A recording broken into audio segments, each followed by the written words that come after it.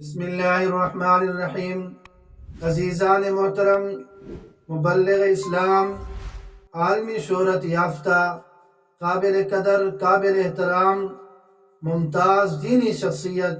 حضرت مولانا طارق جمیل صاحب مدظل العالی کے فرزند عاصم جمیل کی وفات حضرت مولانا طارق جمیل صاحب کے لیے اور ان کی فیملی کے لیے نہایت بہت بڑا صدمہ ہے، لیکن ہم من حیث القوم اتنے گر چکے ہیں کہ حضرت مولانا طارق جمیل صاحب کی شخصیت کے لیے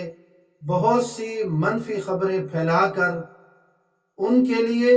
اور ان کی فیملی کے لیے، ان کے خاندان کے لیے مزید اذیت کا سبب بن رہے ہیں۔ یہاں تک ہم نے جھوٹی خبریں پھیلائیں کہ ان کے بیٹے مولانا یوسف جمیل کو لائیو آ کر بتانا پڑا کہ میرا بھائی شدید ڈپریشن کا شکار تھا اور ان کا علاج چل رہا تھا، الیکٹرک شاکس بھی دیے جاتے تھے، لیکن آج اس نے گارڈ سے گن چھین کر اپنی زندگی کا خاتمہ کر لیا۔ اللہ رب العزت والدین کو جوان اولاد کا غم نہ دکھائے۔ عام طور پر ہوتا یہ ہے کہ جوان اولاد بوڑھے والدین کے جنازے کو کندھا دے کر قبر میں اتارتی ہے، لیکن مولانا طارق جمیل صاحب پر کیا گزری ہوگی اس بڑھاپے کے عالم میں، جب انہوں نے اپنے جوان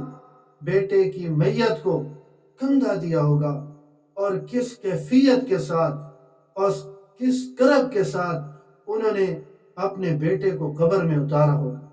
یہ کہنے اور لکھنے کو تو بہت آسان ہے۔ انبیاء کرام علیہ السلام جو پہاڑوں سے زیادہ مضبوط ہوا کرتی ہیں، ان کے متعلق آپ پڑھتے بھی رہتے ہوں گے، اور حدیث مبارک میں بھی آیا ہے کہ جناب رسول اللہ صلی اللہ علیہ وسلم کے جب ننھے بیٹے ابراہیم نے آپ صلی اللہ علیہ وسلم کے مبارک ہاتھوں میں جان دے دی تو آپ صلی اللہ علیہ وسلم کی مبارک آنکھیں بھی چھلک پڑی۔ سیدنا یعقوب علیہ السلام کے بیٹے سیدنا یوسف علیہ السلام جب گم ہو گئے تھے، پتہ نہیں تھا، تو انہوں نے کس کرب کے ساتھ اور کس درد کے ساتھ اپنی یہ زندگی گزاری۔ سورہ یوسف میں پڑھیں تو صحیح، وہاں اللہ رب العزت نے انہیں یہ توفیق عطا فرمائی کہ انہوں نے اس پر صبر کیا کہ خود قرآن کریم کہہ رہا ہے فصبر جمیل۔ تو ہم بھی مولانا طارق جمیل صاحب کے لیے یہی دعا کرتے ہیں کہ اللہ رب العزت ان کے بیٹے کی مغفرت فرمائے اور انہیں اس صدمہ جھیلنے کی توفیق عطا فرمائے، اور یوں کہیں گے کہ یا طارق جمیل صبر جمیل۔